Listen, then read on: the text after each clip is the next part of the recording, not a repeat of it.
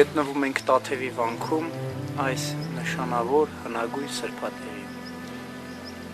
Տաթևի վանքը շատ հին պատմություն ունի, խոր քրիստոնեական արմատներ ունի։ Դեռևս Թադեոս Առաքյալի աշակերտ Եվստաթիոսը գալիս է այս վայրեր եւ քրիստոնեություն է քարոզում,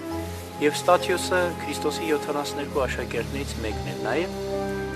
եւ հետևորդներ է ունենում, հետագայում Քրիստոսի անվան համար նահատակվում է, բայց իրենից հետո փոքրիկ միաբանություն է ստեղծում հենց իր անունով, որը կոչվում է Եվստաթիոսի ուխտ։ Եվստաթիոսի ուխտ անվանումը մնում է Տաթևի վանքի համար, որպես հիմնական կոչում, հետագայում Եվստաթիոս անվան եւս օսը տառերն ընկնելով մնում է Տաթև։ Սուրբ Պողոս Պետրոս եկեղեցու ճարտարապետը եկեղեցին ավարտելուց հետո գմբեթի վրայից տեսնելով այս հրաշալի տեսարանը ձորը իր կառուցած եկեղեցին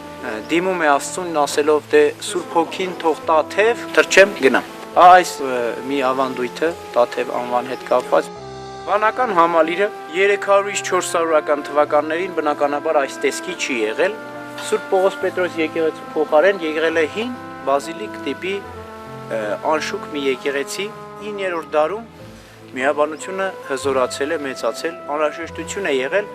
նոր եկեղեցի կառուցելու եւ հին եկեղեցու հիմքերում գտնում են Սուրբ Պողոս Պետրոս Առաքյալների նշխարներ։ Նշխարները զետեղում են նոր եկեղեցու հիմքերում եւ կանգնեցնում են երկու մեծ սյուներ եւ այդ սյուները հենց առաքյալների անունով են եւ եկեղեցին էլ հենց առաքյալների անունն է ստանում։ Սուրբ Պողոս Պետրոս եկեղեցին է։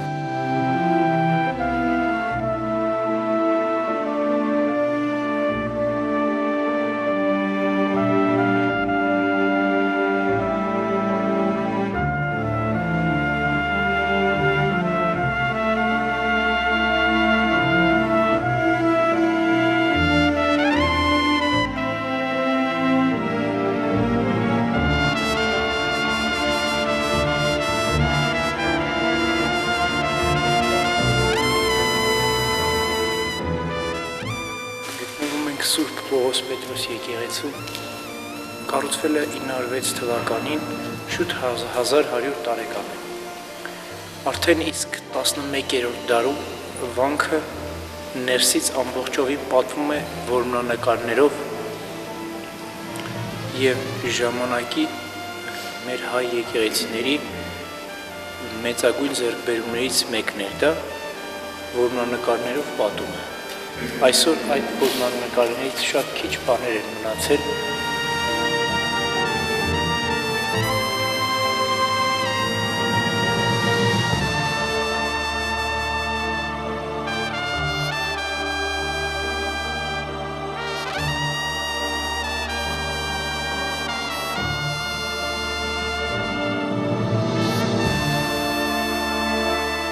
Եկեղեցին ունի 4 գաղտնարաններ, որոնք գտնվում են 4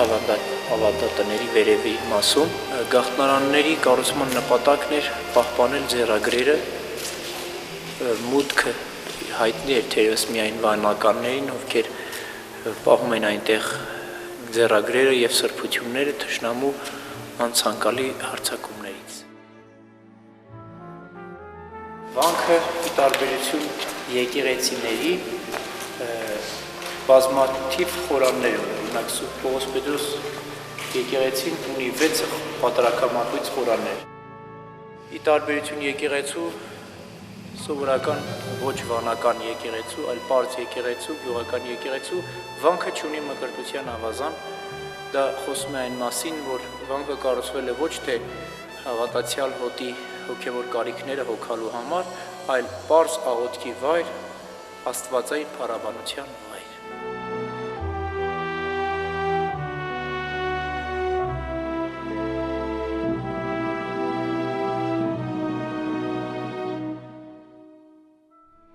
Սուրբ Երրորդություն գավազանասյունն է, որը թերևս կրկնօրինակը չունի, այսինքն իրեն նմանը չունի մեր ճարտարապետության հրաշքներից։ Կառուցվել է 906 թվականին, այսինքն 1100 տարեկան։ Վկայագիրը ներկայացնում է, որ երբ որ կառուցեցի եկեղեցին, հաստատեցի նաև Սուրբ Երրորդություն գավազանասյուն։ Ունի 9 մետր բարձրություն, տատանողական համակարգի վրա է հաստատված, պատրաստված է կաթողիկոսական գավազանի նմանողությամբ։ Ձողն է, վրան գունդը, վերևում խաչ է։ Սրա նպատակը, իմաստը, խորհրդանիշն է եպիսկոպոսական իշխանություն, այսինքն Տաթևն է Սյունիքի հոգևոր կենտրոնը, որ մեծաքանակ զորքեր էին հարձակվում վանքի վրա, այդ ձիերի դոփյունից սարերը սկսում էին դղրդալ եւ ցնցում էր առաջանում ու գավազանասյունը սկսում էր շարժվել։ Եվ երրորդ ամենահետաքրքիր ավանդությունը թերևս, որ կապված է գավազանասյան հետ, հետևյալն է։ Ընծայյալ վարդապետին, երբ որ պետք է տղճություն կատարեի, կանգնեցնում էին գավազանասյան մոտ եւ աղոթք էին մատուցում, սաղմոս էին ասում, որպեսզի տեսնեն գավազանասյունը կշարժվի թե չէ։ Եվ եթե շարժվում էր գավազանասյունը, ուրեմն ընծայյալը արժանավոր մեկն էր եւ տղճությունը կատարում էին։ Գավազանասյան հարավային մասում տեսնում ենք արևային ժամացույց։ Այստեղ տեսնում ենք նաև փոքրիկ արձանիկներ, որոնք այժմ քանդված են, անբարեկարգ վիճակում են, սակայն եղել են 12-ը, 12 առաքյալների իմաստով խորհրդով։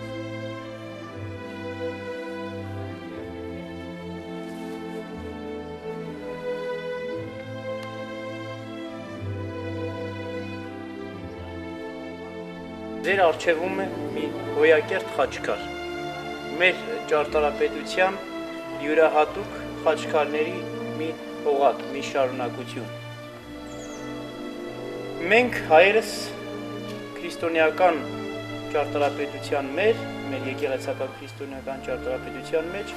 սիրում ենք խաչը պատկերել ծաղկյալ վիճակով, այսինքն մեզ համար խաչը ծաղկում է, ծնունդ է տալիս և պտղաբերում, տեսնում ենք ողկույզն է ծաղկել, պտուղ տվել, այսինքն մեզ համար խաչը կյանքի, հարության, զորության, կենդանացման խորհրդանիշն ունի։ Եվ Քրիստոսի հետևյալ խոսքը կա, երբ որ ծաղկազարդին փարիսեցիներն աղաղակում են և ասում, թե լռեցրու այդ ժողովրդին, որովհետև աղմկում են և մեզ խանգարում, Քրիստոս ասում է, եթե անգամ այդ մանուկները լռան, քարերը կաղաղակեն։ Իրապես այսօր մեր խաչքարերը աղաղակում են և խաչյալի անպարզ զորությունն են քարոզում մեզ։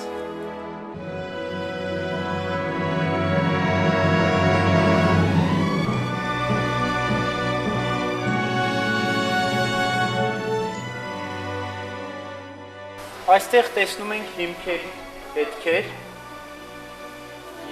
պատե և երկու սյուների հետքեր, դիմացի պատի վրա տեսնում ենք կորություն, եղել է Սուրբ Գրիգոր Լուսավորիչ եկեղեցու, նախամուտքը գավիթ սրահը, սյունազարդ, այսինքն սյուները զարդարված գավիթ սրահը։ 1931 թվականի երկրաշարժից այս գավիթ սրահը փլվում է, նույն երկրաշարժի զոհ է դառնում նաև զանգակատունը,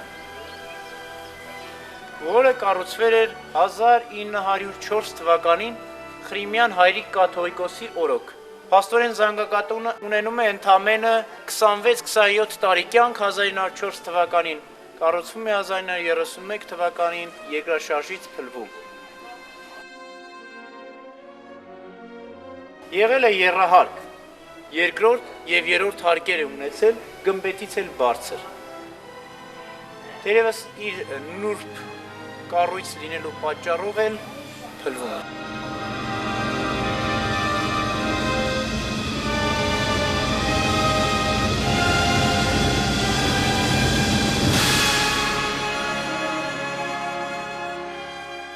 Գտնվում ենք Սուրբ Գրիգոր Տաթևացու մատուռ դամբարանի առջև։ Դամբարանը կառուցվել է 1768 թվականին, նախկինում այն չի եղել,